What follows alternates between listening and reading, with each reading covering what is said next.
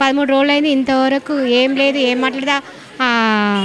మంత్రి ఏమో నా తలుపులు ఎప్పుడూ తెరిచే ఉంటాయి, నా తలుపులు ఎప్పుడూ తెరిచే ఉంటాయి, కానీ ఎప్పుడు తెరిచి ఉండవు, మమ్మల్ని ఎప్పుడు పిలుస్తలేరు, ఏం మాట్లాడతలేరు. మా వాళ్ళు పోతురు వస్తురు కానీ మా గురించి మాకేమైనా 29 ఇచ్చినాం అంటున్నారు, కానీ ఆ 29 మాకు అవసరం లేదు. 3 ఇస్తే చాలు మాకు.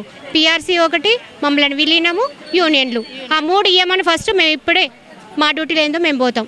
రేపు పొద్దుగాల 5:30కి రమ్మంటే వస్తాము, మా డ్యూటీ మేము చేసుకుంటాం పోతున్నాం. మా ఆడబిడ్డలు అంటున్నాం, కానీ మేమంతా ఆడబిడ్డలం కాదా? అసలు మాకు రేవంత్ రెడ్డి అయితే ఇంతవరకు ఆయన 3 సంవత్సరాలు అవుతుంది, కానీ ఇంతవరకు మాకేం చేయలేదండి.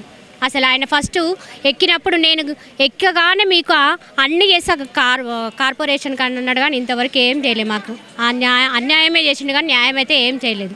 పని భారాల కూడా సంబంధించి కూడా పెద్ద ఎత్తున సమస్య వినిపిస్తుంది. దీని గురించి మాకు పరిభారం కూడా ఎక్కువైపోయింది. చాలా 40 మంది ఎక్కేది 100 మంది ఎక్కుతారు బస్సులలో. అయినా మేము కష్టపడుతున్నాం, కానీ ఇంకా కష్టం అంటే మా రక్తం కారిపోతున్నా కానీ ఆయన మా గురించి ఏం పట్టించుకోవట్లేడు. ఆయన మమ్మల్ని ఆయన బిడ్డలాగా చూసుకొని ఏదో మాకు చేతనైనంత చెయ్యొచ్చు కదా.